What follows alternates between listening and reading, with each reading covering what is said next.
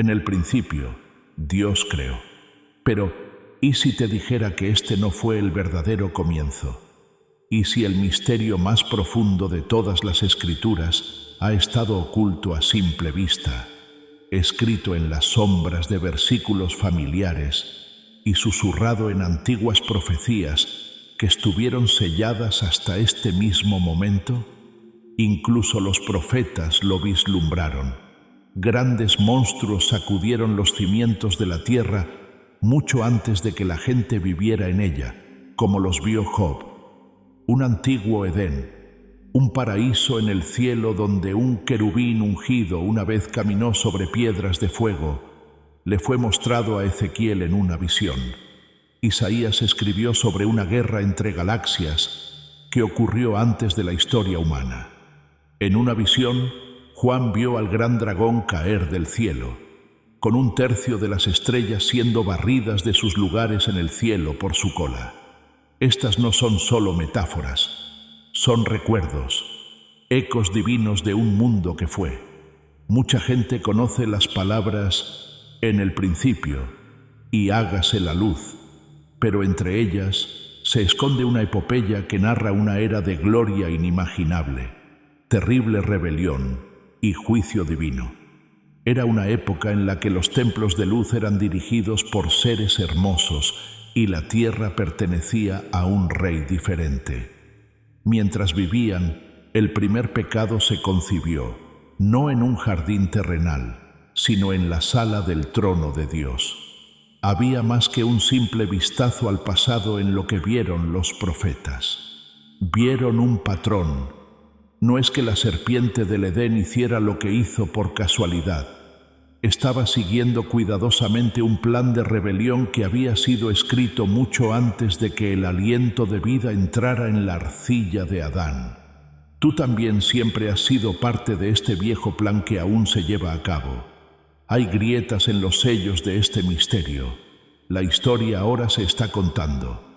Había un Dios antes de todo lo que conocemos. Este no es el Dios que intentamos confinarlo dentro de nuestras construcciones humanas de relojes y calendarios. Este es un Dios que existe en un estado que no depende del tiempo. Cuando Moisés se paró frente a la zarza ardiente, vislumbró esta verdad. En Éxodo 3:14, Dios reveló quién es al decir, «Yo soy el que soy». No dijo, «yo era», ni «yo seré», sino «yo soy». Esto no era solo un nombre, era una profunda revelación de su aseidad, lo que significa que existe por sí mismo y siempre está presente. El tiempo transcurre en línea recta para nosotros, pero Dios vive en la eternidad. El Salmo 92 dice, «Antes que nacieran los montes y formaras la tierra y el mundo, desde el siglo y hasta el siglo, tú eres Dios». Este versículo intenta mostrar cuán grande e infinito es Dios. Piensen en eso por un momento. Dios existía antes de que la primera montaña atravesara la corteza terrestre, antes de que los planetas comenzaran su danza silenciosa en el vacío, y antes de cualquier cosa que pudiéramos tocar, ver o medir. Él no tiene principio ni fin. No hay tiempo para Él, como tampoco lo hay para nosotros desde el nacimiento hasta la muerte. Por eso Génesis 1:1 comienza con las palabras «en el principio», que marcan el comienzo de nuestro mundo, tiempo y universo. Dios era el único que podía hacer que el tiempo existiera. Lo creó con la misma fuerza que un pintor usa para dar la primera pincelada en un lienzo en blanco. Isaías 57:15 lo dice todo, porque así dice el alto y sublime, que vive en la eternidad, cuyo nombre es el Santo. Yo habito en la altura y la santidad. Para Dios, la eternidad es más que una simple idea. Es donde Él vive. Podría decirse que está plenamente presente en los tres tiempos a la vez. El Dios Todopoderoso nunca estuvo solo ni carecía de nada. No se quedaba sentado en la oscuridad esperando algo que hacer. Era y es plenamente completo en sí mismo. existiendo en un estado de perfecta plenitud y relación con las tres personas de la Trinidad. Todo lo que sucedería, todo lo que eventualmente crearía, no nacería de una necesidad, sino de una elección. Y en esa existencia eterna y atemporal, antes del primer segundo, Dios tenía un plan, pensamientos divinos y un nivel de sabiduría que pronto se materializaría de maneras que jamás hubiéramos imaginado. En ese lugar eterno donde Dios moraba, había algo, o más precisamente, alguien que era uno con Él en todos los sentidos. El libro de Proverbios nos ofrece una hermosa perspectiva de este misterio, pero la mayoría de la gente no lo ve al leer la Biblia. En el 8º capítulo de Proverbios, la sabiduría habla como una persona real, no solo como una idea, y lo que dice es impactante. A partir del versículo 22, la sabiduría dice: «El Señor me controló al principio de su camino, antes de sus obras de antaño. He sido establecida desde el principio, antes de que existiera el mundo». Piensen bien en esas palabras. La sabiduría existía antes del mundo que conocemos, antes de que cualquier cosa fuera creada. No fue creada como los ángeles o los humanos de hoy. Ya estaba con Dios desde el principio de los tiempos. Los primeros padres de la Iglesia vincularon esta sabiduría con Cristo, llamado el Logos, que significa la palabra de Dios. Esto es lo que dicen los versículos 24 y 25. Cuando no había profundidades, yo fui engendrada. Cuando no había fuentes abundantes de agua, antes que los montes se establecieran, antes de las colinas, yo fui engendrada. Imaginen un mundo sin océanos, montañas ni manantiales. Solo existía Dios, y Él tenía esta sabiduría que se convertiría en el plan mismo para todo lo existente. Luego, en los versículos 27 a 30, la sabiduría habla de su papel activo. Cuando Él estableció los cielos, yo estaba allí. Cuando dibujó un círculo sobre la faz del abismo, cuando estableció las nubes arriba, cuando fortaleció las fuentes del abismo, cuando fijó los límites del mar para que las aguas no se desbordaran, cuando puso los cimientos de la tierra, entonces yo estaba allí como maestro artesano. La palabra hebrea para maestro artesano es Amón, lo que sugiere que la sabiduría, el Hijo, fue el arquitecto divino del mundo. No fue un simple espectador. Él estaba allí con Dios, dibujando felizmente los planes para el mundo antes de que se formara el primer átomo. La relación que se muestra en esta pintura la hace aún más poderosa. Así lo dice el versículo 30. «Y yo era su delicia de día en día, regocijándome siempre en su presencia». La eternidad estaba llena de gran felicidad. Antes de que la primera persona pudiera reír o el primer ángel pudiera cantar, Dios Padre y su sabiduría, el Hijo, eran profundamente felices el uno con el otro. En el versículo 31 dice: «Me regocijo en su mundo habitado, y mi delicia estaba con los hijos de los hombres». Esto significa que incluso antes de que Adán y Eva nacieran, la sabiduría de Dios ya estaba contenta con el plan para nosotros. Esta sabiduría no era solo una idea, era la inteligencia y la lógica de Dios hechas realidad. Era la manera en que todo se ordenaría, crearía y seguiría funcionando. Fue a través de esta sabiduría que todo encajaría, tendría sentido y funcionaría perfectamente cuando Dios creó los mundos con su palabra. En el consejo eterno de la Trinidad, se forjó un plan que se remonta a antes de la creación. Apocalipsis 13:8 llama a Jesús el Cordero inmolado desde el principio del mundo. Este asombroso versículo muestra que el plan de redención no era un plan B, por si Adán pecaba en el futuro. Era el objetivo principal de la creación, establecido en el corazón de Dios incluso antes de que el mundo existiera. Al principio de los tiempos, Dios no estaba solo.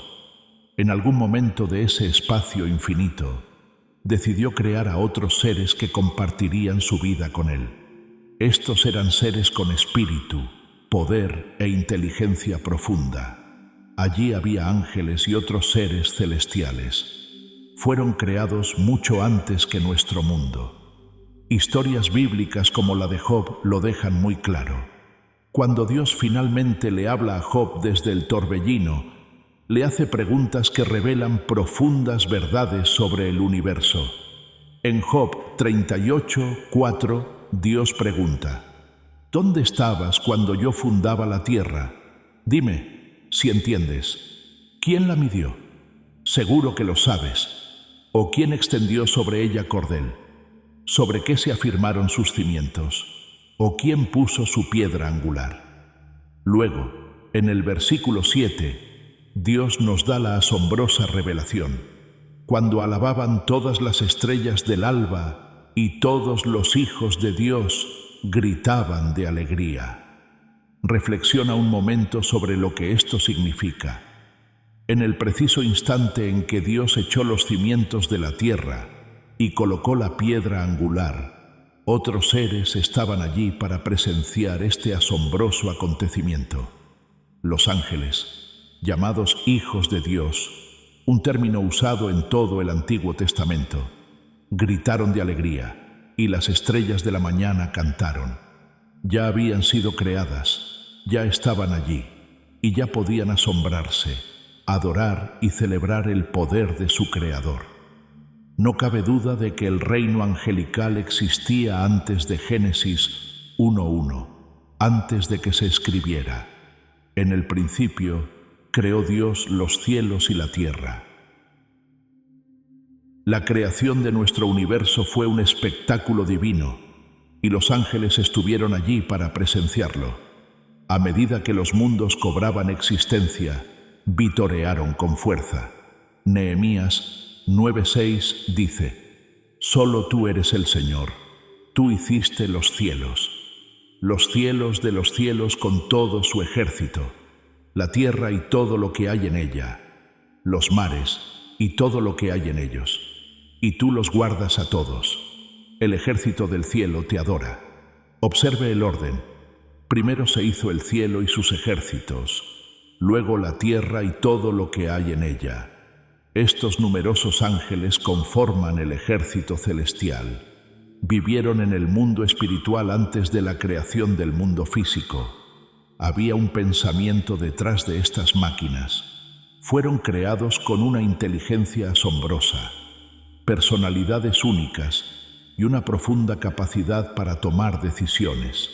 Se les asignaron roles, rangos y órdenes. Algunos serían mensajeros divinos, otros guerreros en el cielo, y otros serían compañeros constantes de Dios que permanecían en las llamas de su presencia. Eran un grupo enorme y hermoso, una población celestial que mantenía vivo el mundo espiritual con adoración, actividad y vida. Había una estructura divina, un orden celestial, entre estos seres vivos en el cielo. En el centro de todo esto se encontraba lo que la Biblia llama el Consejo Divino, un grupo sagrado de seres celestiales que estaban en la presencia de Dios y ayudaban a cumplir su voluntad para el universo.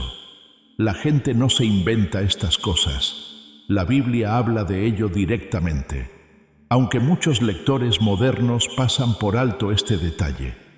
En el versículo 1, Dios está en la congregación de los poderosos, juzga entre los dioses. El Salmo 82 comienza con una escena impactante. Antes de que te confundas con la palabra dioses, es importante saber que la Biblia a veces usa esta palabra, que proviene del hebreo Elohim, para referirse a poderosos seres espirituales o dioses que viven en la corte celestial de Dios. En este caso, se refiere a las personas de su consejo. Es Dios quien está entre ellos, los gobierna y los juzga. El capítulo 22 de Primera de Reyes muestra cómo funciona este concilio. En el versículo 19, el profeta Micaías relata una visión que tuvo. Vi al Señor sentado en su trono, y todo el ejército del cielo estaba a su lado, a su derecha y a su izquierda. Esta es una escena de una corte real, con el rey en su trono y todos sus servidores reunidos a su alrededor. Lo que sigue en el versículo 20 es realmente interesante. Y el Señor preguntó: ¿quién convencerá a Acab para que suba y caiga en Ramot de Galaad? Y uno habló de una manera y otro habló de otra. ¿Entendieron? Cuando Dios hace una pregunta, las personas de su ejército celestial responden con diferentes ideas. Hay reflexión y diálogo al respecto. No se trata de que Dios pida ayuda porque ya lo sabe todo. En su gracia, esto es Dios incluyendo las cosas que creó en el proceso de gobernar el mundo. De lo que dice, queda claro que el cielo funciona con orden divino, consulta y una estructura que involucra a estos seres espirituales de maneras importantes. Nuevas investigaciones sobre Deuteronomio 32:8 han arrojado más luz sobre esta visión del mundo. En libros antiguos como los rollos del Mar Muerto, este versículo dice que cuando Dios dividió a las naciones en la Torre de Babel, fijó sus fronteras según el número de los hijos de Dios. Esto significa que Dios entregó el control de las naciones gentiles a miembros de su consejo divino y conservó a Israel como su propia porción. En este contexto, la guerra espiritual en el Antiguo Testamento no se ve como ataques aleatorios de demonios, sino como una guerra territorial cósmica entre Yahvé y los dioses angelicales rebeldes de las naciones que habían abusado del poder que les había sido otorgado. Daniel, el profeta, también presenció esta reunión. En Daniel 7, 9 y 10 relata su visión. Estuve observando hasta que se establecieron tronos y se sentó el anciano de días. Su trono era una llama de fuego y un río de fuego salía de delante de él. 1000 millares le servían y millones de millones estaban de pie ante él. El tribunal se sentó y los libros se abrieron. 1000 millares es igual a 1.000.000. 100 millones es 10.000 veces 10.000. Un enorme grupo de seres espirituales, dispuestos como una corte celestial, se presentó ante Dios y le sirvió. Antes incluso de que la gente respirara, este consejo divino ya existía. Antes de Adán y del jardín del Edén, ya existía un gobierno plenamente funcional en el cielo. Estaba compuesto por una jerarquía de seres hermosos que adoraban al Eterno y cumplían su palabra. Algunos seres fueron apartados del resto de esta hueste celestial. No eran como los demás ángeles, si es que a los ángeles se les podía llamar normales. Estos eran los querubines y los serafines. Eran tan magníficamente hermosos y poderosos que, cuando los profetas de Dios los vieron, les costó encontrar las palabras adecuadas para describir lo que vieron. El profeta Ezequiel vio a los querubines, y su relato en el capítulo 1 parece provenir de otro mundo. En el versículo 5 escribe: «Y de dentro salía la semejanza de 4 seres vivientes, y su aspecto era semejante al de los hombres. Cada uno tenía 4 caras y 4 alas, y sus pies brillaban como el bronce bruñido. 4 caras, 4 alas y pies que brillaban como el bronce bruñido». Pero Ezequiel aún no había terminado. Habla de esos rostros en los versículos 10 y 11. En cuanto a la semejanza de sus rostros, cada uno tenía rostro de hombre. Cada uno de los 4 tenía rostro de león a la derecha. Cada uno de los 4 tenía rostro de buey a la izquierda. Y cada uno de los 4 tenía rostro de águila. Estos no eran simples seres espirituales.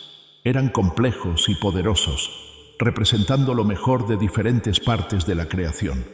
Inteligencia como una persona, fuerza y autoridad como un león, servicio como un buey y velocidad y poder como un águila. Sin embargo, en Ezequiel 10:1, estos seres son nombrados específicamente como querubines. Su función era velar y cuidar el trono de Dios, su gloria y su presencia cercana. Después vinieron los serafines. Isaías los vio en su famosa visión del templo en el capítulo 6. En el versículo 2 describe la escena. Sobre él había serafines. Cada uno tenía 6 alas. Con 2 se cubrían el rostro, con 2 se cubrían los pies y con 2 volaban. Había seres de 6 alas flotando sobre el trono de Dios. La intensidad de la santidad del Santo era insoportable para Eva, así que se cubrió el rostro. ¿Y qué se suponía que debían hacer?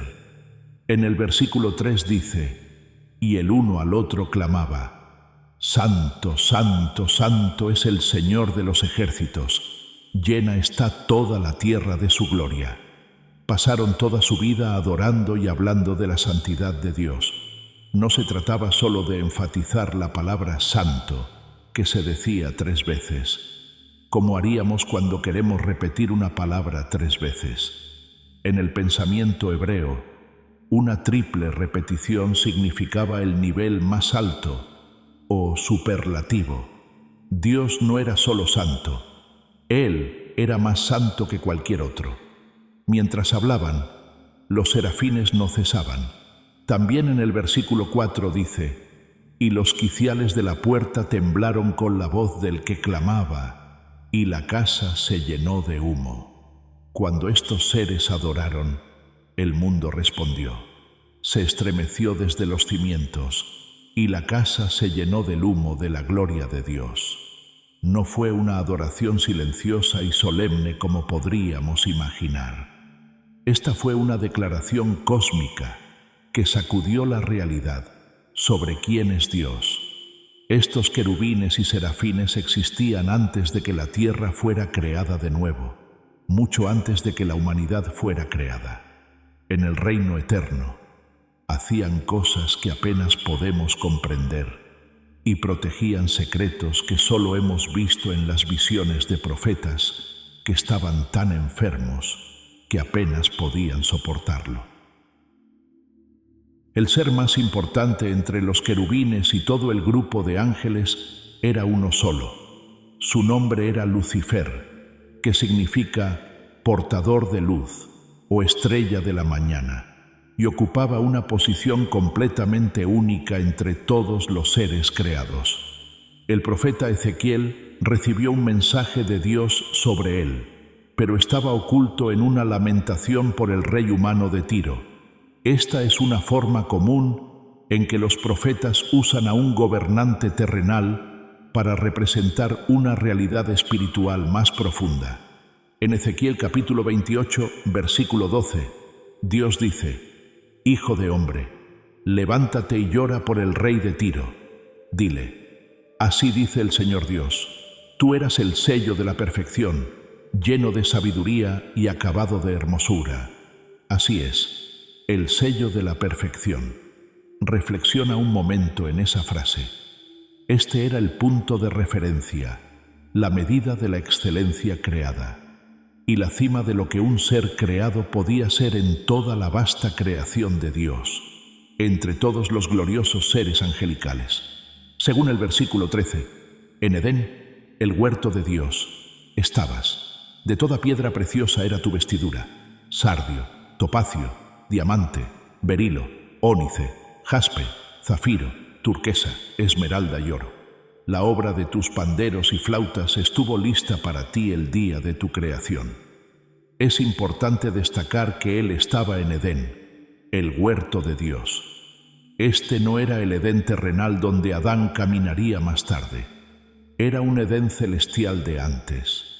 Todo su cuerpo estaba cubierto de piedras preciosas, al igual que las piedras del pectoral del sumo sacerdote en Éxodo 28, lo que sugiere que era sacerdote. Además, la música fue parte integral de él desde el principio. Los panderos y las flautas formaron parte de su diseño desde el principio. Sin embargo, su papel me pareció genial. El versículo 14 lo deja claro. Tú eras el querubín ungido protector. Yo te puse. Estabas en el monte santo de Dios. Te paseabas entre las piedras de fuego. Él era el querubín ungido protector. Esta era una posición única y específica. La palabra hebrea para cubre es sakak. Esta también es la palabra que se usa para describir cómo las alas de los querubines se extendían sobre el propiciatorio del Arca de la Alianza, donde la presencia de Dios era evidente. Pero Lucifer era el querubín protector, un papel que nadie más tenía. Probablemente era el guardián más importante de la gloria directa de Dios. Como sumo sacerdote de todos los ángeles, era el ser más cercano al trono. En el Monte Santo estaba junto a Dios y caminaba entre piedras de fuego. El versículo 15 enfatiza cómo era al principio. Perfecto eras en todos tus caminos desde el día en que fuiste creado hasta que se halló pecado en ti. Era perfecto, no solo bueno o impresionante. Desde que Dios lo creó hasta que pasó por una transformación oscura, fue perfecto en todos los sentidos. Era plenamente sabio, hermoso y estaba en una posición inigualable. Cuando Isaías 14 habla con el rey de Babilonia, nos muestra otro atisbo de su alto estatus al hablar con un rey real. En el versículo 12 dice: «¿Cómo caíste del cielo, oh Lucifer, hijo de la mañana? ¿Cómo fuiste derribado a tierra, tú que debilitabas a las naciones?» Lucifer significa hijo de la mañana, el resplandeciente o estrella de la mañana. Como el primer Amón de toda la hueste celestial, brilló con una gloria creada. Antes de la caída, este era Lucifer. No era el Satanás que conocemos hoy, sino un ser tan grande que estaba más cerca del trono de Dios que cualquier otro ser creado. Probablemente dirigió la adoración en el cielo, mostró al universo la gloria de Dios y caminó con perfección en el santo monte de Dios. Fue la creación más importante que Dios había hecho en el mundo espiritual en todos los sentidos. El cielo no era solo una idea ni un espacio vacío en el firmamento. Era y sigue siendo un lugar real, con cimientos claros, puertas, calles y una arquitectura divina. La Biblia nos muestra destellos de este mundo real al describir cómo Dios creó un lugar para sí mismo y su ejército celestial, un lugar que se rige por reglas muy diferentes a las de nuestro universo físico. El apóstol Juan tuvo la visión más clara de cómo está estructurado el cielo, la cual está escrita en el libro de Apocalipsis. En el capítulo 21, versículo 10, explica lo que observó. Y me llevó en el espíritu a un monte grande y alto, y me mostró la gran ciudad, la santa Jerusalén, que descendía del cielo, de Dios, teniendo la gloria de Dios. Su fulgor era semejante al de una piedra preciosísima, como piedra de jaspe, diáfana como el cristal. En los versículos 12 y 13 dice: «Tenía también una muralla grande y alta con 12 puertas, y 12 ángeles en las puertas, y nombres escritos en ellas, que son los nombres de las 12 tribus de los hijos de Israel. 3 puertas al este, 3 puertas al norte, 3 puertas al sur, y 3 puertas al oeste. Estas son puertas reales, custodiadas por ángeles y con nombres escritos». Este lenguaje no era una metáfora de algo vago. Hablaba de estructura, orden y líneas claras. En el versículo 18 dice: «La construcción de su muralla era de jaspe, y la ciudad era de oro puro, semejante al cristal limpio». En el versículo 21 dice: «Las 12 puertas eran 12 perlas, y cada puerta estaba hecha de una perla. y la calle de la ciudad era de oro puro, semejante al cristal limpio. Cosas que son opacas en nuestro mundo, como el oro y el jaspe, eran transparentes en aquel. Las reglas de la física tal como las conocemos no se aplicaban. Se trataba de una arquitectura hecha con la materia misma de la dimensión de Dios. El autor de Hebreos dice que esta ciudad celestial está construida sobre cosas reales. Se habla de Abraham en el capítulo 11, versículo 10, cuando se le dijo que esperaba la ciudad que tiene cimientos, cuyo arquitecto y constructor es Dios. Esta ciudad existía mucho antes de la época de Abraham, incluso antes de que la tierra fuera reconstruida. Fue construida por Dios y tiene cimientos sólidos que nunca caerán. Otra parte de esta imagen de la construcción se puede encontrar en el Salmo 104, 2 y 3. El que te cubre de luz como un manto y extiende los cielos como una cortina. Él pone las vigas de sus aposentos en las aguas, quien hace de las nubes su carroza, quien camina sobre las alas del viento. Las vigas y los aposentos son elementos estructurales que forman parte integral del cielo. Hay un templo en el cielo según el Salmo 11:4. Este no es el templo que Salomón construiría, ni el que Herodes ampliaría posteriormente. Este es el primer templo en el cielo, el modelo divino que seguirían todos los templos de la tierra. Esto lo confirma Hebreos 8:5, que dice que los sacerdotes en la tierra sirven a lo que es figura y sombra de las cosas celestiales. Esta arquitectura celestial existió en el principio de los tiempos. Fue el primer lugar donde vivió la gente, el modelo, la realidad suprema, y todos los demás lugares santos de la tierra serían solo reflejos de ella. Daniel vio que tenía más de un trono. Tenía puertas de perla maciza y calles de oro puro. La construcción sobre la que se construyó fue obra de Dios mismo. Todo esto existía antes de Génesis 1:1. Estaba habitado por ángeles, dirigido por el consejo divino y lleno de adoración, luz y la gloria de Dios indescriptible. Antes del principio, había alguien más que necesitaba nuestra atención. El apóstol Juan comienza su evangelio con palabras que nos hacen cuestionar nuestra concepción lineal del tiempo y la eternidad. Dice: en el principio existía el Verbo, y el Verbo estaba con Dios, y el Verbo era Dios. Léalo despacio de nuevo. El Verbo ya existía en el principio, cuando el tiempo y la creación comenzaron. Él ya existía.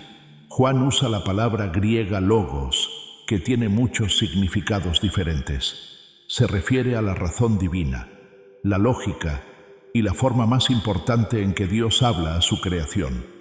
Pero este verbo no era un pensamiento ni una idea. El versículo dice que el Verbo estaba con Dios y tenía una relación única y estrecha con Él. Al mismo tiempo, el Verbo era Dios, plenamente divino y el mismo en esencia. Se enfatiza en el versículo 2. Él estaba en el principio con Dios. Esto significa que el Verbo existía, con Dios y como Dios, antes de que los ángeles cantaran, antes de que Lucifer se alzara en su radiante gloria, antes de que se reuniera el consejo divino y antes de que se establecieran los cimientos del cielo. Luego, el versículo 3 dice algo muy importante. Todas las cosas por medio de Él fueron hechas, y sin Él, nada de lo que ha sido hecho fue hecho. Esto significa que todo lo que existe, incluyendo ángeles, querubines, serafines, Lucifer en toda su perfección original, la arquitectura del cielo y el consejo divino, surgió por medio de este Verbo. Él fue el ser divino que hizo todo posible. Dios creó todo por medio de Él. En el versículo 4 dice: en Él estaba la vida, y la vida era la luz de los hombres. Él era la fuente de toda vida, el manantial eterno del que todos los seres vivos obtendrían su poder. El apóstol Pablo conocía este profundo misterio. En Colosenses 1:15-17 habla del Hijo. Él es la imagen del Dios invisible, el primogénito de toda creación, porque en Él fueron hechas todas las cosas, visibles e invisibles, en el cielo y en la tierra, sean tronos, sean dominios, sean principados, sean potestades. Todo fue hecho por medio de Él y para Él. Y Él es antes de todas las cosas, y en Él todas las cosas subsisten. Tronos, dominios, principados y potestades son nombres para órdenes o rangos angélicos en la jerarquía celestial. Y Pablo deja claro que todos fueron hechos por Dios y para Dios. El Verbo estaba antes de ellos, el Verbo los creó, y el Verbo lo mantiene todo unido. Otra parte de esta verdad se encuentra en Hebreos 1:1 y 2. Dios, habiendo hablado en diferentes ocasiones y de diversas maneras a los padres por los profetas, nos ha hablado en estos últimos días por medio de su Hijo, a quien constituyó heredero de todo y por medio de quien creó el universo. Nótese que la palabra mundos es plural. Todo en el mundo, tanto físico como espiritual, fue creado por medio de Él. Otra hermosa manera de describir al Hijo antes de hacerse humano se encuentra en el versículo 3 del mismo capítulo, el cual, siendo el resplandor de su gloria, la imagen exacta de su sustancia, y quien sustenta todas las cosas con la palabra de su poder, habiendo perdonado por sí mismo nuestros pecados, se sentó a la diestra de la majestad en las alturas. El Hijo era el resplandor de la gloria de Dios, la imagen exacta de su naturaleza, y quien sostiene el universo por el poder de su palabra. Estaban aquí antes de Adán, antes de la tierra y antes del tiempo tal como lo conocemos.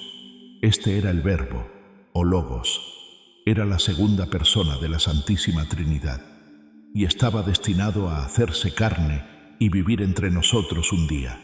Este vínculo se aclara en Juan 1:14. Y el Verbo se hizo carne y habitó entre nosotros, y vimos su gloria, gloria como del unigénito del Padre, lleno de gracia y de verdad. Antes de todo, estaban Dios Padre, el Verbo y el Espíritu que lo cubrían todo. En perfecta armonía, la Santísima Trinidad. Después, el Verbo provocó la creación de los ángeles, la terrible rebelión, la renovación de la tierra y la creación de Adán. Todos estos eventos sucedieron de acuerdo con un plan divino que Dios tenía en mente antes del comienzo del tiempo. Hubo un terrible error en ese lugar perfecto. Una sombra oscura comenzó a formarse en el corazón del ser más hermoso, poderoso y perfecto que Dios jamás había creado. El profeta Isaías escribe sobre el momento en que todo se derrumbó. En el capítulo 14, versículo 12, escribe palabras que parecen provenir de las profundidades del tiempo. ¿Cómo has caído del cielo, oh Lucifer, hijo de la mañana? ¿Cómo has sido derribado por tierra, tú que debilitabas a las naciones? Pero la verdadera revelación sobre el origen del pecado se encuentra en los versículos siguientes, donde podemos escuchar los propios pensamientos de Lucifer. El versículo 13 dice: porque has dicho en tu corazón, subiré al cielo, en lo alto, junto a las estrellas de Dios, levantaré mi trono, y en el monte del testimonio me sentaré, a los confines del norte. Presten atención a esa frase importante. Has dicho en tu corazón. Al principio, esta rebelión no se pronunció en voz alta. Su mente hablaba consigo misma, un susurro traicionero. El pensamiento echó raíces donde nadie más podía verlo. 5 veces en los versículos 13 y 14, Lucifer declara su propia voluntad. Estos 5 yo quiero son muy diferentes de lo que el segundo Adán, Jesús, diría más tarde cuando oró: no se haga mi voluntad, sino la tuya. Lucifer dijo primero: subiré al cielo, queriendo alcanzar un nivel superior al que ya había alcanzado.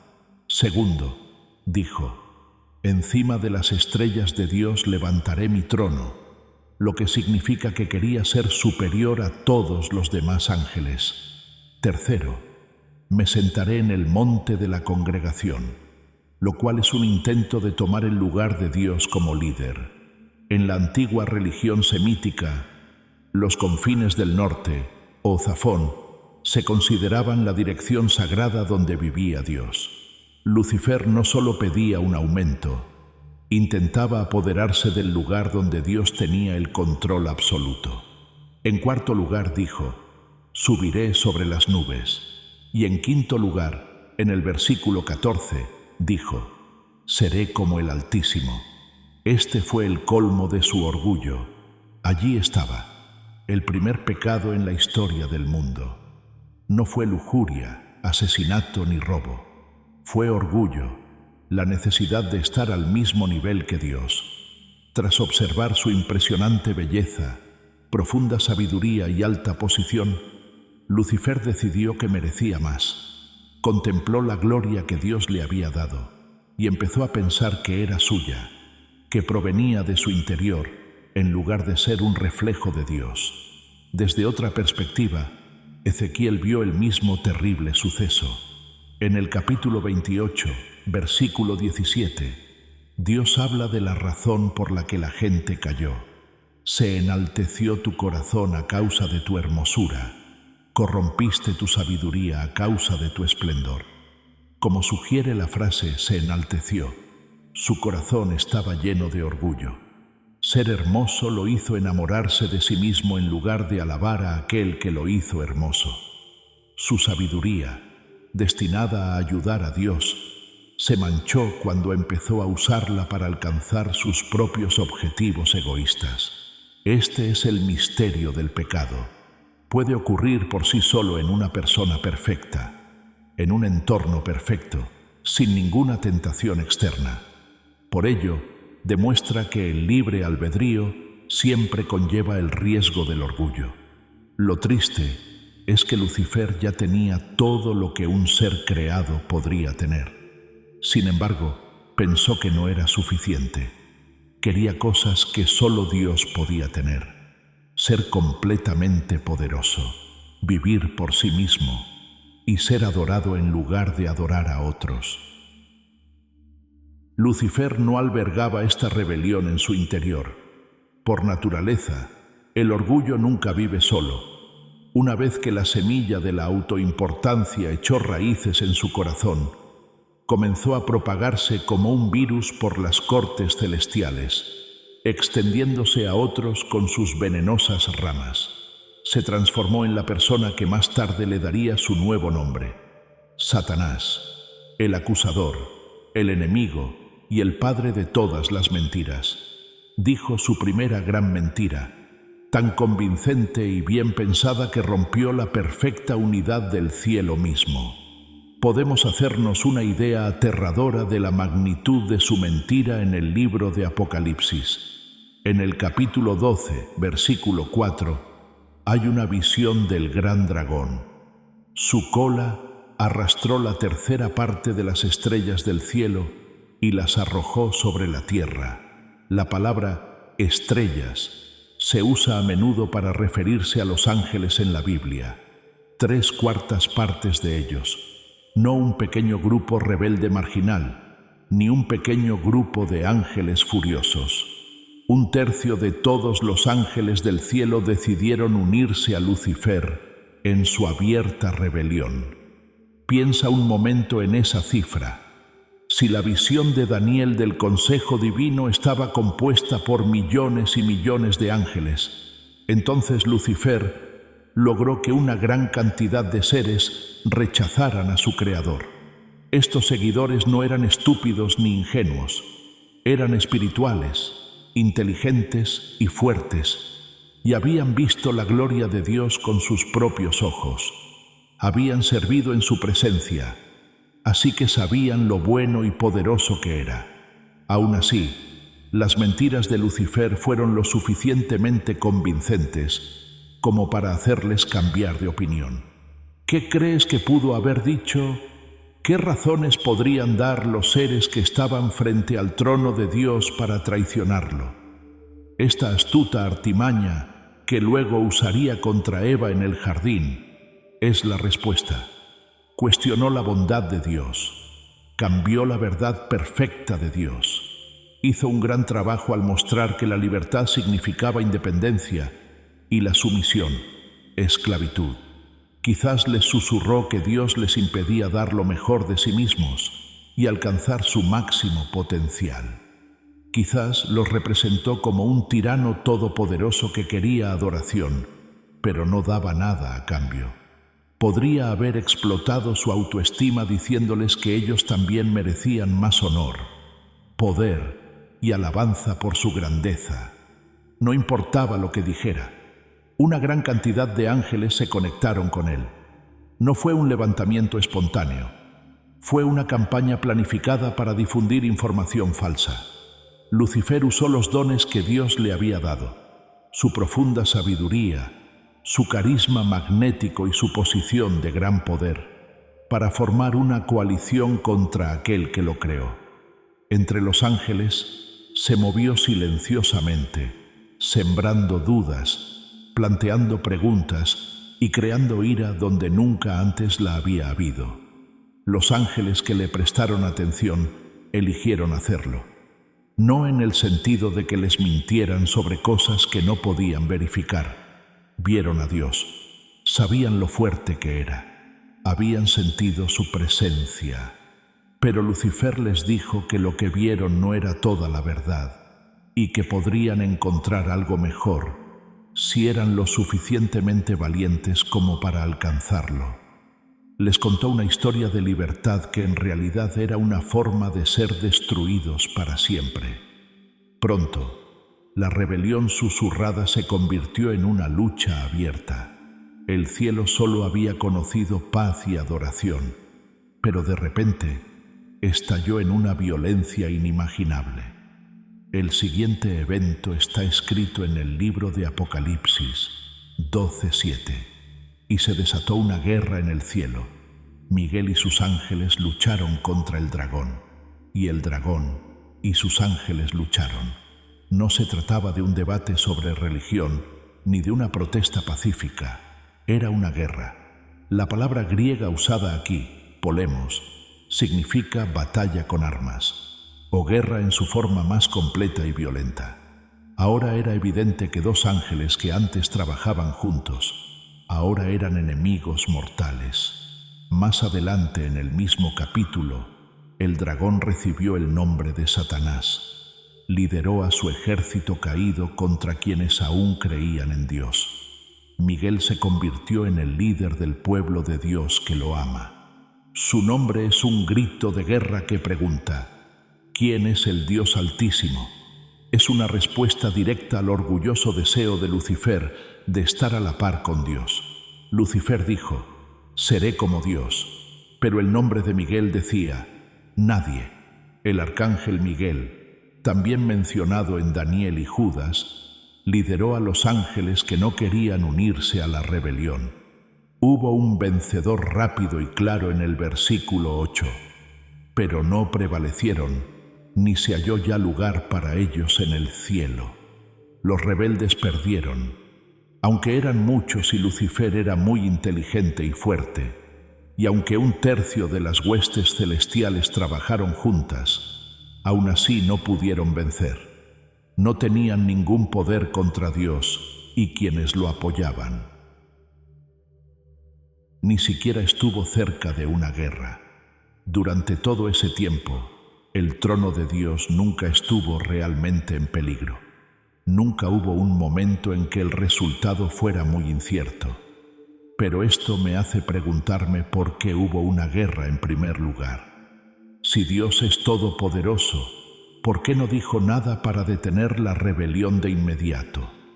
La respuesta está en cómo creó a los seres que creó. Les dio a los ángeles verdadero libre albedrío, para que pudieran elegir qué hacer y tuvieran verdadero poder.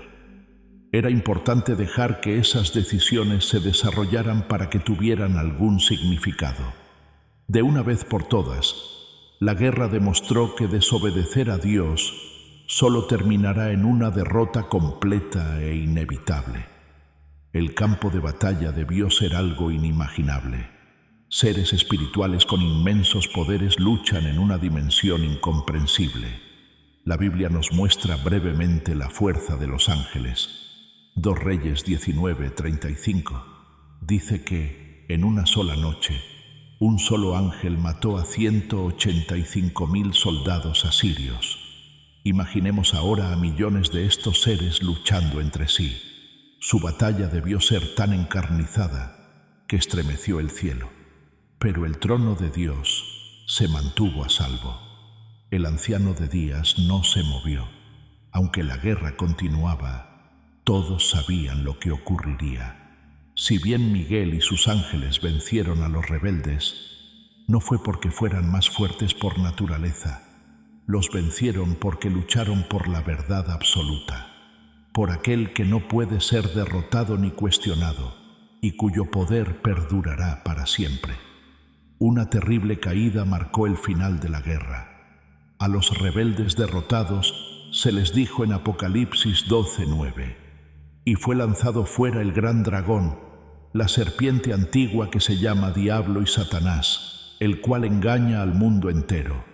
Fue arrojado a la tierra, y sus ángeles fueron arrojados con él. No se les apartó con suavidad, ni se les permitió que se retiraran, sino que fueron lanzados con fuerza, violentamente pateados y arrojados desde lo alto del cielo. Jesús mismo presenció este importante acontecimiento. En Lucas 10:18 les dice a sus discípulos: vi a Satanás caer del cielo como un rayo. Rayo significa repentino, brillante, violento e inmutable.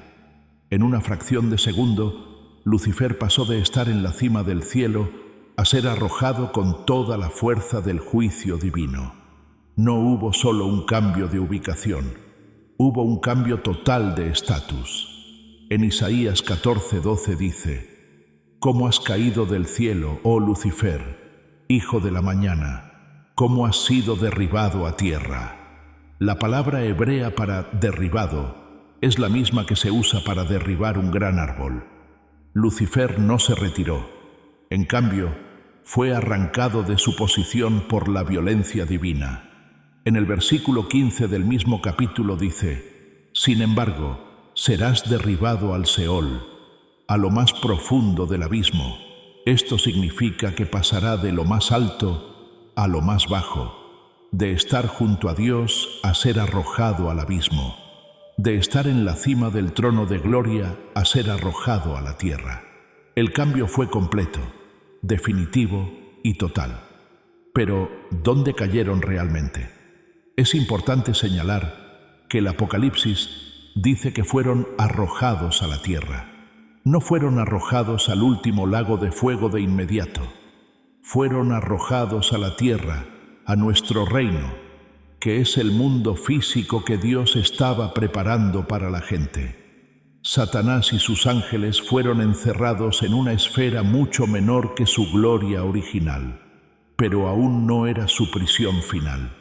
En la segunda carta de Pedro, capítulo 2, versículo 4, se habla de esta caída, porque si Dios no perdonó a los ángeles que pecaron, sino que los arrojó al infierno y los entregó a prisiones de oscuridad, para ser reservados al juicio.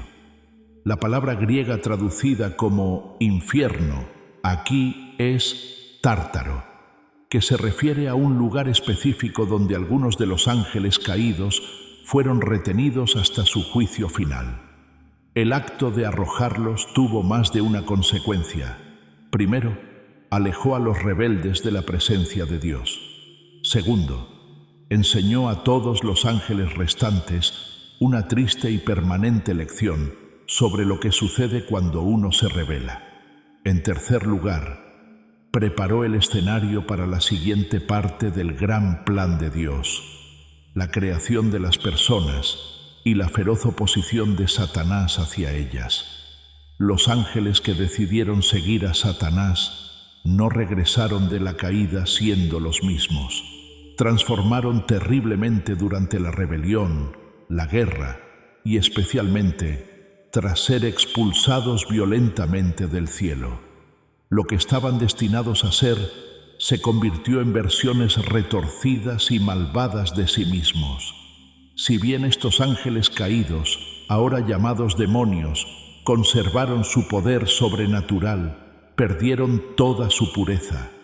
Conservaron su alto nivel de inteligencia, pero la usaron para el mal. Aunque conservaron su lado espiritual, lo dirigieron hacia la destrucción. En el versículo 6 del libro de Judas dice: «Y a los ángeles que no guardaron su debido dominio, sino que abandonaron su propia morada, los ha mantenido en prisiones para siempre bajo oscuridad, para el juicio del gran día». En otras palabras, no mantuvieron su debido dominio, renunciaron a los roles que Dios les había asignado y a los lugares que debían ocupar en su perfecto orden. Fue entonces cuando dejaron su propia morada, el lugar en el cielo que Dios les había reservado. La palabra griega para morada es oiketerion, que también significa hogar o lugar para vivir. Dejaron su hogar, un lugar donde sentían que pertenecían, por su cuenta. Esta decisión los cambió por completo. En el Nuevo Testamento se convirtieron en demonios. Aparecen con frecuencia en los evangelios, apoderándose de las personas, haciéndoles sufrir terriblemente, reconociendo a Jesús de inmediato y viviendo con el temor constante de su juicio final. En Marcos 5, leemos sobre un hombre poseído por un demonio que tuvo que vivir entre tumbas. Era tan fuerte que ninguna cadena podía sujetarlo, y gritaba y se cortaba con piedras día y noche. Esto es lo que hacen los espíritus malignos. Todo lo que tocan queda arruinado, dañado y trastornado. Un hombre fue obligado a vivir entre los muertos y se cortó en pedazos por los hermosos seres que solían cantar en los atrios celestiales. Cuando Jesús habla con estos demonios, gritan: «¿Qué tengo que ver contigo, Jesús, Hijo del Dios Altísimo? Te ruego por Dios que no me tortures». Supieron de inmediato quién era Jesús. No dudaban de quién era. No se olvidaron de Dios, del cielo, ni de la verdad. Simplemente habían decidido rebelarse contra todo, y ahora temían el castigo que sabían que les esperaba. Los seres malignos se organizaron en una jerarquía, con Satanás como líder. Mantuvieron una jerarquía casi militar incluso en su estado caído, creando un reino de tinieblas para luchar contra el reino de luz de Dios.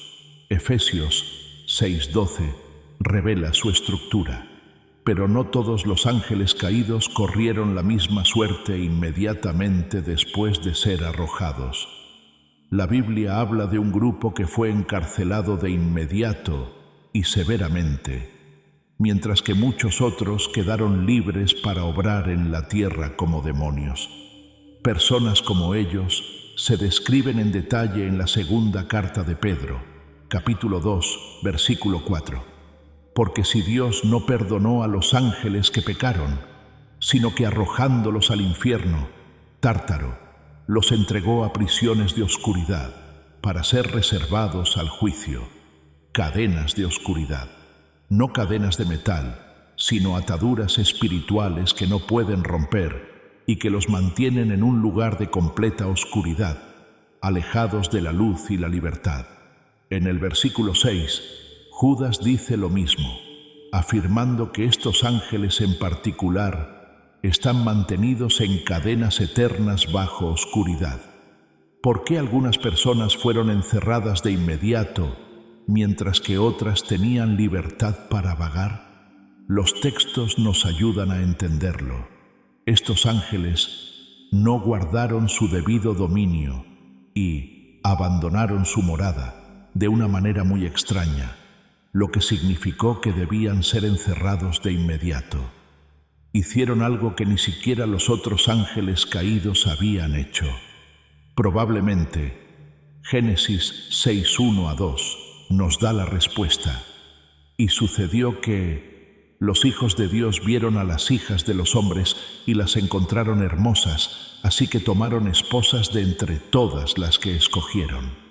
Como hemos visto, hijos de Dios se refiere a ángeles. Estos seres vivieron con mujeres humanas, cruzando la línea sagrada entre los mundos espiritual y físico. En el versículo 4 dice: había gigantes en la tierra en aquellos días. Y después, cuando los hijos de Dios se casaron con hijas humanas y tuvieron hijos con ellas, esos fueron los grandes hombres de la antigüedad. Esta unión antinatural creó a los Nefilim, una raza que no era ni completamente humana ni completamente angelical. Este daño mayor al genoma humano, esta gravísima violación de los límites establecidos por Dios, fue tan grave que Dios encerró inmediatamente a los ángeles responsables en el abismo del Tártaro, donde esperan su juicio final.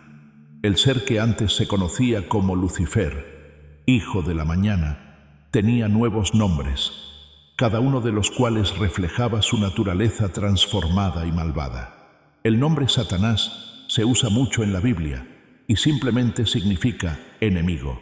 Satanás juró luchar contra Dios y contra todo lo que Dios ama. La palabra diablo proviene del griego diabolos, que significa mentiroso o acusador. En Apocalipsis 12:10 se le llama el acusador de nuestros hermanos, lo que significa que presenta cargos contra los cristianos ante Dios día y noche. Él fue homicida desde el principio, es mentiroso y padre de mentira, dijo Jesús sobre él en Juan 8:44. Hablaba de asesinatos y mentiras constantemente. Pablo lo llama el Dios de este siglo, en 2 Corintios 4:4. Fue él quien se apoderó del reino terrenal después de ser arrojado allí. Su objetivo cambió por completo, de honrar a Dios a destruir lo que él creó. Tu enemigo, el diablo, ahora es como un león rugiente, buscando a quien comer. Pero 2 Corintios 11:14 advierte que su maniobra más peligrosa es que Satanás mismo se disfraza de ángel de luz. Aún puede fingir ser bueno, convirtiendo su antigua belleza en la herramienta definitiva de engaño. Esta rebelión dividió el mundo espiritual en dos para siempre. Lo que antes era un reino unido gobernado por Dios, ahora estaba dividido en dos reinos enfrentados. Colosenses 1:13 dice que Dios nos salvó del poder de las tinieblas y nos trajo al reino de su amado Hijo. Esto significa que hay dos reinos, o poderes, que siempre están en guerra. Efesios 2 llama a Satanás el príncipe de la potestad del aire, lo que significa que gobierna un reino y dirige fuerzas con poder real, pero abusivo. Esta división espiritual tiene efectos inmediatos y permanentes en el mundo físico. La batalla tuvo lugar en la tierra, donde Satanás y sus ángeles fueron arrojados. Esta es la batalla cósmica que Daniel presenció en el capítulo 10, donde un demonio, príncipe del reino de Persia, luchó contra un ángel que le fue enviado durante 21 días antes de que el arcángel Miguel viniera a ayudarlo. Vivimos en un mundo en medio de una guerra que comenzó antes de que Adán respirara por primera vez y no terminará hasta que Dios diga «basta» y arroje el reino de las tinieblas al lago de fuego para siempre. Esto no es solo una historia, es el trasfondo espiritual de toda nuestra existencia. Si crees que Dios está desvelando estas verdades ocultas por alguna razón, te insto a suscribirte ahora mismo. Suscribirse es más que un simple clic. Es un acto de alineación espiritual. Es tu manera de decir: Dios, estoy listo para las promesas proféticas más profundas que estás revelando. Prepárate para recibir lo que Él te revelará a continuación. Al comienzo de Génesis 1 dice: en el principio creó Dios los cielos y la tierra. Pero luego, en el versículo 2, dice: la tierra estaba desordenada y vacía, las tinieblas estaban sobre la faz del abismo, y el Espíritu de Dios se movía sobre la faz de las aguas. Este segundo versículo ha sido fuente de debate teológico durante siglos. ¿Por qué un Dios que siempre mantiene el orden crearía algo sin forma? ¿Por qué la oscuridad cubriría un mundo creado por el Dios de la luz? La clave podría estar en el propio texto hebreo. En el versículo 2, la palabra que significa era es haya. Esta palabra puede significar era, pero también suele significar llegó a ser. Todo el pasaje significa algo muy diferente si lo leemos así. La tierra quedó desordenada y vacía. Significa que la tierra no comenzó en caos, se hundió en el caos. Entre el versículo 1 y el versículo 2 sucedieron cosas terribles. Piensa en cómo Dios crea las cosas en el resto de Génesis 1. Dice 7 veces que todo lo que hace es bueno, incluyendo a Eva. Dios aporta orden, belleza, función y propósito a lo que crea. En contraste, el versículo 2 nos muestra solo desorden, vacío, oscuridad y un abismo de caos y agua que lo cubre todo. Eso no encaja con la naturaleza de Dios como creador ni con su forma habitual de hacer las cosas, a menos que el versículo 2 no se refiera a una nueva creación, sino al resultado de un juicio divino. Isaías 45:18 respalda firmemente esta perspectiva, porque así dice el Señor, que creó los cielos, que es Dios, que formó la tierra, la hizo y la estableció, que no la creó en vano, para ser habitada, la formó. La palabra hebrea para en vano en este versículo es tohu, que también se traduce como desordenado en Génesis 1:2. Dios deja claro que no hizo la tierra un desierto tohu. La creó para que la gente pudiera vivir en ella. Esto sugiere fuertemente que Génesis 1:2 está describiendo una tierra arruinada, no una tierra cruda e inacabada, junto con Jeremías 4:23, donde se usa tohu, wabohu, desordenada y vacía, para describir una tierra diezmada por el juicio divino. Esta perspectiva, a menudo llamada la teoría de la brecha, sostiene que entre Génesis 1:1 y 1:2 transcurrió un largo periodo de tiempo, quizá millones o incluso miles de millones de años. En el primer versículo se dice que Dios creó la tierra perfecta, útil y habitada. Pero en algún momento durante ese lapso no registrado, cayó un juicio terrible. La tierra perdió su forma y quedó vacía, quedó envuelta en oscuridad. Y cuando la historia se reanuda en el versículo 3 con «sea la luz», Dios no está creando algo por primera vez. Está rehaciendo, arreglando y reconstruyendo un mundo que estaba completamente destruido. ¿Cómo era el mundo antes del caos de Génesis 1:2? La Biblia ofrece indicios fascinantes de un mundo anterior al nuestro. Se encuentran en visiones proféticas. El profeta Jeremías tuvo una de estas visiones, difícil de ubicar en un marco histórico conocido. En Jeremías 4, versículo 23, habla de lo que vio. Vi la tierra, y no tenía forma ni sustancia, y vi los cielos, y estaban oscuros. Utilizo la misma frase hebrea de Génesis 1:2. Tohu wabohu. Jeremías ve la misma clase de destrucción en la tierra que Moisés. En los versículos 24 al 26 dice: miré los montes, y he aquí que temblaban, y todas las colinas se movían. Miré, y he aquí que no había hombre, y todas las aves del cielo habían huido. Miré, y he aquí que la tierra fértil era un desierto, y todas sus ciudades estaban asoladas ante la presencia del Señor, a causa de su ardiente ira. Un momento. ¿Ciudades? ¿Había ciudades en esta tierra sin forma? ¿Había una tierra fértil que ahora era un desierto? Había edificios, señales de civilización y lugares habitados.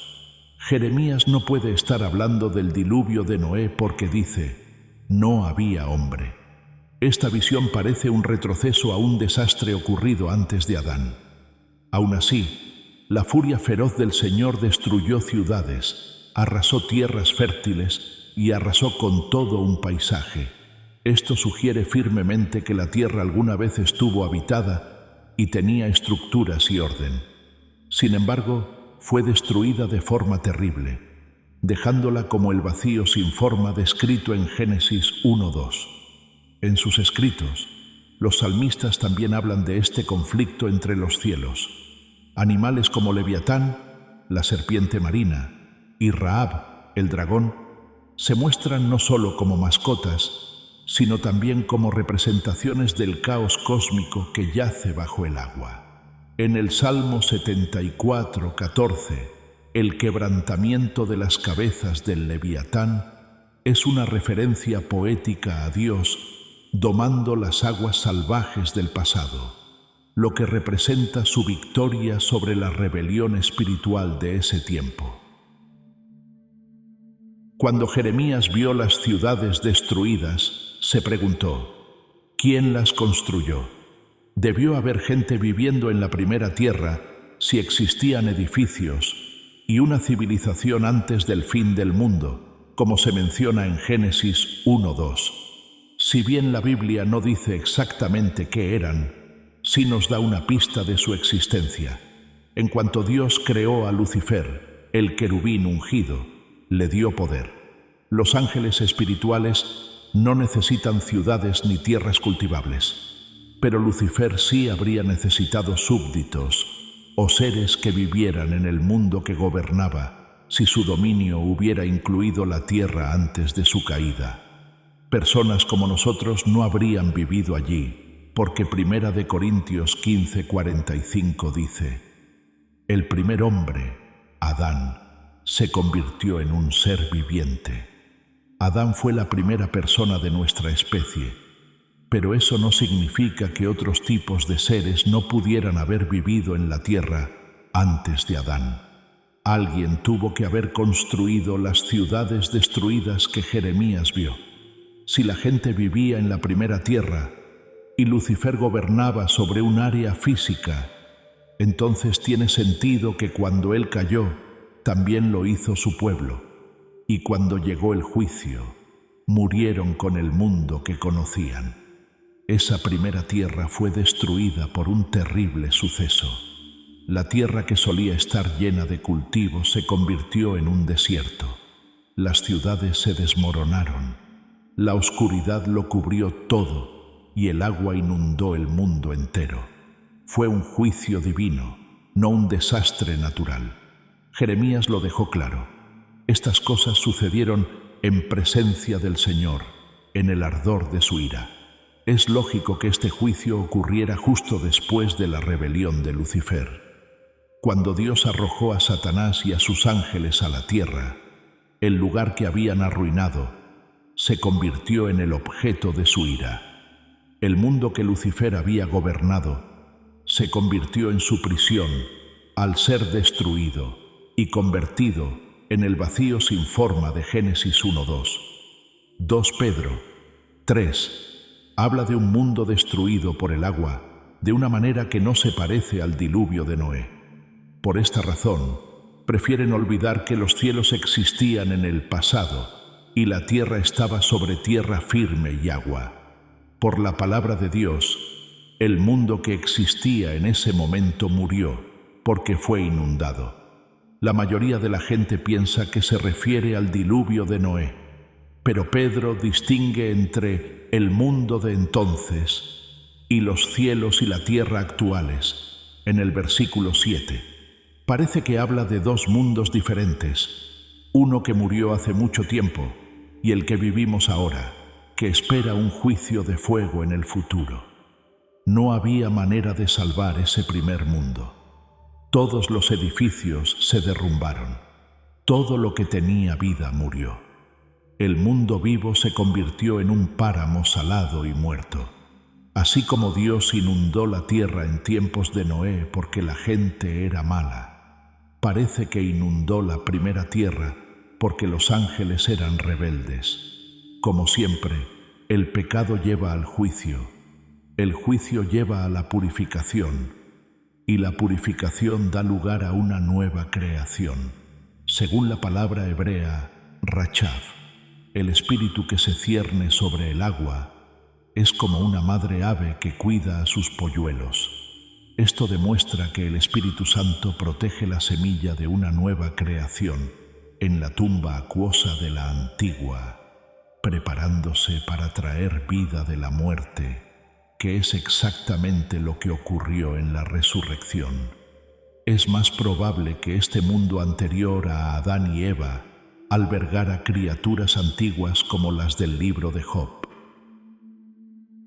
Una cola como la de un enorme cedro no encaja con ningún ser vivo actual, pero sí con algunos de los dinosaurios más grandes, según la descripción que Dios hace de Behemoth en Job 40. Sus huesos son como vigas de bronce y sus costillas como barras de hierro. Su nombre significa el primero de los caminos de Dios y es un gran ejemplo del poder de Dios para crear cosas. Luego, en Job 41, Dios habla de Leviatán, una temible criatura marina cuya boca arroja llamas, salen chispas de fuego y cuyo aliento enciende carbones. Estas criaturas, que nos suenan a mitos, podrían haber vivido en la primera tierra. Cuando cayó el juicio, habrían sido destruidas y sepultadas en el desastre resultante. Sus cuerpos se habrían fosilizado en el sedimento, convirtiéndose en los fósiles de dinosaurios que encontramos hoy. Asombrosos recordatorios de un mundo que una vez fue. Antes de su caída, Lucifer ocupaba una posición muy poderosa. Gobernaba una vasta área como gobernador. Dios no lo derribó sin más. La tierra había sido su territorio y su reino. El juicio que la destruyó significó que perdió todo lo que solía gobernar. Esto explica por qué las acciones posteriores de Satanás fueron tan malvadas. No solo está siendo travieso al tentar a Eva, es un rey destituido del poder y está furioso porque Dios está creando un mundo nuevo y dando poder a un ser nuevo e inferior, la humanidad. Nosotros tomamos el poder que Él perdió. Cuando Satanás intenta tentar a Jesús en Lucas 4, le muestra todos los reinos del mundo y dice: «Te daré toda esta autoridad junto con su gloria, porque a mí me ha sido entregada y a quien quiero la doy». Nótese que dijo que la autoridad le fue entregada. Al principio se le dio este poder. Aunque ya no tenía derecho a él, seguía reclamando el mundo que ahora estaba a su disposición. Para Adán, pecar fue renunciar al poder legal que Dios le había dado, convirtiendo a Satanás en el gobernante de este mundo. La tierra rota se encontraba en un estado de caos y oscuridad. Entonces, en Génesis 1:3, Dios habla. Entonces dijo Dios: «Sea la luz», y fue la luz. Este no fue el comienzo de la vida del sol. Eso ocurriría en el cuarto día. Esto trajo la luz divina de vuelta a un mundo oscuro. Cada día de los 6 días de diversión fue una forma de separar y organizar. Dios separó la luz de la oscuridad, así como el agua de arriba y de abajo, y la tierra de arriba y de abajo del mar. Esto no fue la creación de algo de la nada, ex nihilo, como ocurrió en el versículo 1. Esto fue Dios tomando posesión de las zonas arruinadas e inundadas que solían ser el reino de Satanás, e imponiendo su orden perfecto sobre ellas. El Salmo 104:30 dice que estaba enviando su espíritu para renovar la faz de la tierra. La tierra que Adán pisaría era el mismo planeta que había existido antes, pero había sido arreglada, limpiada y preparada para el nuevo plan de Dios. El enemigo destruyó la primera tierra, pero no pudo detener el gran plan de Dios. De las cenizas del viejo mundo surgiría uno nuevo, lleno de nuevas criaturas. Esta vez, Dios caminaría entre ellas en un jardín. La nueva tierra estaba lista para su uso. Entonces Dios hizo algo muy diferente. El consejo divino está registrado en Génesis 1:26. Entonces dijo Dios: hagamos al hombre a nuestra imagen, conforme a nuestra semejanza, y señoree. Esta fue una decisión estratégica. Satanás había arruinado su gobierno. Ahora, Dios iba a crear un nuevo ser a su imagen para recuperar el poder que Lucifer había cedido y usarlo. Éramos la respuesta a la rebelión de los ángeles, no un plan B. Ser creados a la imagen de Dios significa que nos parecemos a Él. Podemos ser creativos, tomar decisiones morales, forjar relaciones y gobernar a otros. Esta marca de Dios hizo a las personas diferentes de todo lo demás que Dios creó. Dios plantó un lugar especial después de preparar el mundo entero. En Génesis 2:8 dice: el Señor Dios plantó un huerto en Edén, al oriente, y puso allí al hombre que había hecho. Edén, que significa deleite, era el cielo. Tenía todos los árboles hermosos y sabrosos, pero los dos más importantes eran el árbol de la vida, que daba a las personas vida eterna, y el árbol del conocimiento del bien y del mal, que les daba a las personas la posibilidad de elegir. Adán mismo también fue creado de una manera única. Génesis 2:7 dice que Dios hizo al hombre del polvo de la tierra. La palabra formó significa lo mismo que un alfarero moldeando arcilla. Fue un acto íntimo con ambas manos. Entonces Dios sopló en su nariz aliento de vida, y el hombre se convirtió en un ser viviente. Adán era una mezcla de tierra, polvo y cielo, aliento divino, tendiendo un puente entre los mundos espiritual y físico.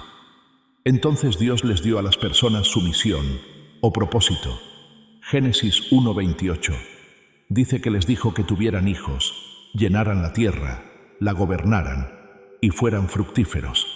La palabra hebrea para sojuzgar, kabash, significa conquistar o poner bajo control.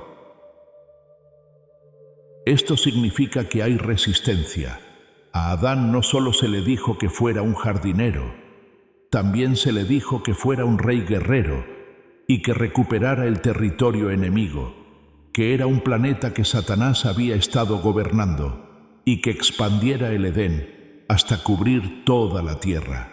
Esto es lo que enfureció tanto a Satanás. El Salmo 8 dice que Dios tomó a un ser inferior, hecho de polvo, y lo coronó de gloria y honor, colocándolo en una posición de poder que Satanás creía legítimamente suya.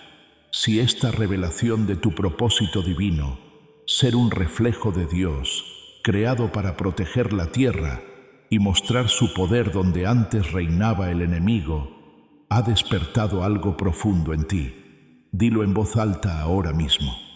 Si crees que Dios te creó para un papel especial en la historia del universo, entonces este es tu acuerdo público con lo que Dios ha dicho sobre ti. En la sección de comentarios, escribe un fuerte amén para preparar tu fe para ese llamado. Esta verdad sobre nuestro mandato divino no debe guardarse para uno mismo. Es una palabra profética de activación para el cuerpo de Cristo.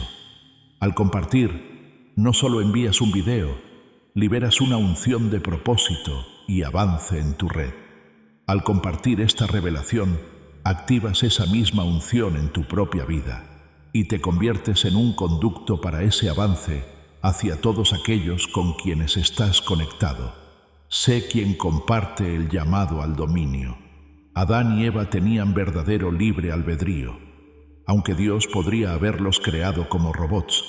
Esa libertad fue puesta a prueba por el árbol del conocimiento del bien y del mal. En Génesis 2:17, Dios estableció una regla clara. No comerás del árbol del conocimiento del bien y del mal, porque el día que de él comas, ciertamente morirás. Adán pudo demostrar amor y confianza al seguir esta regla. Satanás, el rey expulsado, observaba. En la Biblia se le llama Nachash. Se acercó a Eva no como una simple serpiente. Esta palabra hebrea puede significar serpiente, pero también significa el resplandeciente como adjetivo. Parece que Eva estaba hablando con un serafín, un ser angelical brillante y poderoso, pero que se escondía tras su hermosa apariencia. Comenzó su plan con una pregunta que no era lo que Dios realmente había dicho.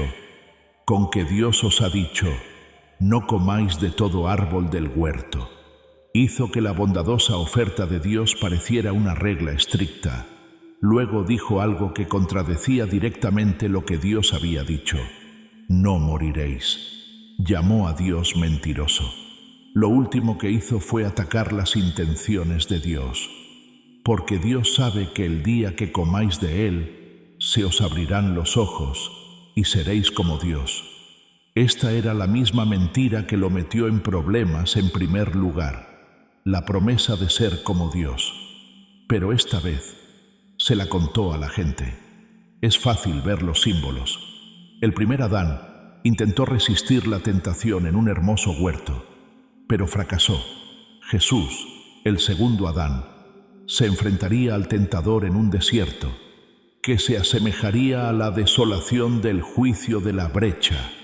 Ganaría, rechazando la oferta de Satanás de obtener la corona de dominio sin tener que morir en la cruz.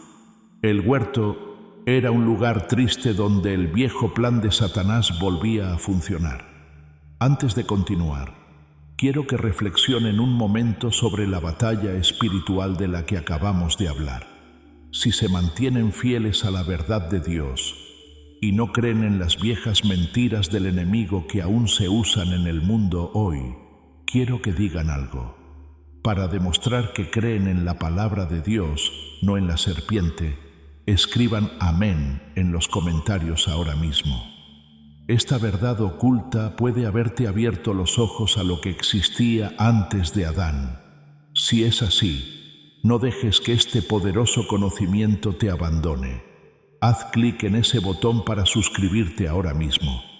Hay muchos más misterios bíblicos por resolver, verdades más profundas ocultas en el texto que cambiarán para siempre tu forma de leer la palabra de Dios. Envía esto a alguien que necesite saber qué sucedió realmente antes del mundo que conocemos hoy.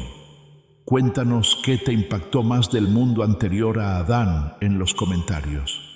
¿Fue la magnitud de la rebelión de los ángeles, el hecho de que la primera tierra fuera destruida, o el hecho de que Satanás gobernara de la manera más hermosa antes de su caída? Hay capas de verdad en la Biblia que la mayoría de la gente nunca descubre. Apenas estamos comenzando. Regístrate, comparte y acompáñanos mientras continuamos explorando la Biblia. La verdad ya estaba lista. Es hora de encontrarla. Apenas hemos arañado la superficie de los misterios que esconde la palabra de Dios. Si esta inmersión profunda en su plan eterno te ha bendecido y ha iluminado tu entendimiento, que tu aceptación se traduzca en acción. Darle me gusta a este video es más que simplemente apoyar el canal. Es un acto espiritual de gratitud. Al darle me gusta, hazlo con intención. Creemos, como tú, que este simple acto de agradecimiento activa un nuevo flujo del favor de Dios sobre tu vida, tu familia y tu futuro. Gracias por acompañarnos en este viaje hacia las profundidades de Dios. Que Dios te bendiga. Antes de llegar al final de este mensaje, es necesario que escuches esto claramente. Fuiste conducido aquí por guía divina. Esto no es casualidad. No es casualidad. El arcángel Miguel dirigió este mensaje directamente a ti. Él te llama a un espacio protegido y bendecido donde los milagros crecen, las puertas se abren y la ayuda divina llega con rapidez. Esta verdad es simple y poderosa. Cuando sigues este llamado, las bendiciones no solo llegan, sino que se multiplican, se vierten en cada área de tu vida con fuerza y claridad. En este momento, el arcángel Miguel te brinda acceso directo a enseñanzas sagradas, protección espiritual y guía ocultas al mundo. Este es tu momento para entrar en un círculo elegido para quienes están listos para el crecimiento espiritual, el apoyo divino y avances acelerados. No dejes pasar este momento sagrado. Tu avance ya ha comenzado. Lo único que tienes que hacer es dar un paso adelante. Pulsa el enlace en la descripción e ingresa al círculo íntimo del arcángel Miguel para que nunca te pierdas los mensajes que están destinados específicamente para tu vida, tu camino y tu destino. Si sientes la necesidad de profundizar, el enlace también está en el comentario fijado. Y si tu corazón te guía a apoyar esta misión, encontrarás un enlace para Invítame a un café. Siempre opcional, siempre apreciado. Da el paso ahora. Tu bendición te está esperando. Dale me gusta a este video, suscríbete y comenta "Acepto" para darle la bienvenida a más luz divina en tu viaje.